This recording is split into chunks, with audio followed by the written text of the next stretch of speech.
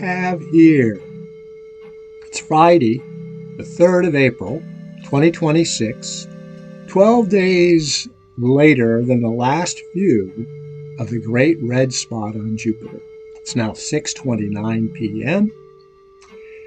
We're operating at about 450x at 300% e-zoom.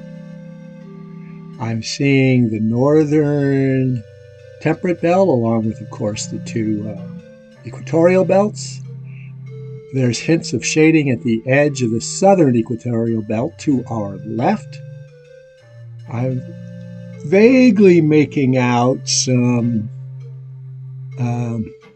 minor micro features that are hinted at in the two equatorial belts.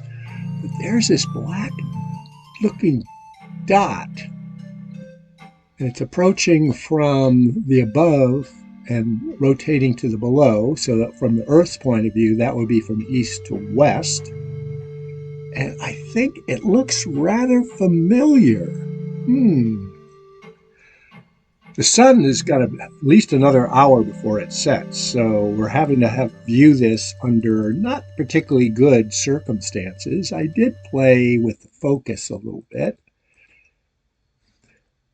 but that reminds me of something. What was that? The GRS? Wow. Okay, so the 12-day cycle seems to be playing out twice in a row. Now, not that the rotation cycle of Jupiter is exactly 10 hours. It's more like 9 hours and 56 minutes. And it does vary with different zones on the planet because it's an atmosphere, and therefore it has a certain amount of freedom in its rotation. And it's probably the equivalent of 5:30 p.m. And I believe our last view was Pacific Standard Time, although that could have been daylight savings time too. But we're roughly observing at about the same hour. The only difference is the sun is about an hour above the western horizon than it was in previous views. So let's just say that I think we are getting a pretty good confirmation of a 12-day cycle in terms of seeing the GRS from one observation to the next, given roughly observing at the same hour.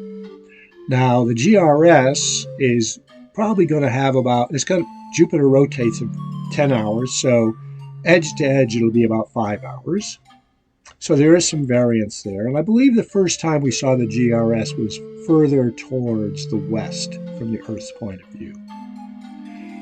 Okay, now I'm going to play with the gain and the exposure time a little bit to see if we can't enhance it. I've already dialed in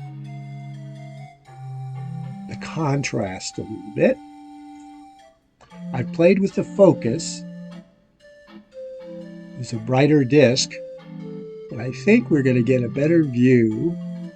And right now I've got it set up pretty much at almost 6,600 microseconds exposure time with a gain. I'm going to set it up it's at 95 right now. Why don't we just go ahead and boost it to 100 and round some figures off. 6,600 exposure time and gain of 100. And with that, I am going to say carpe noctem.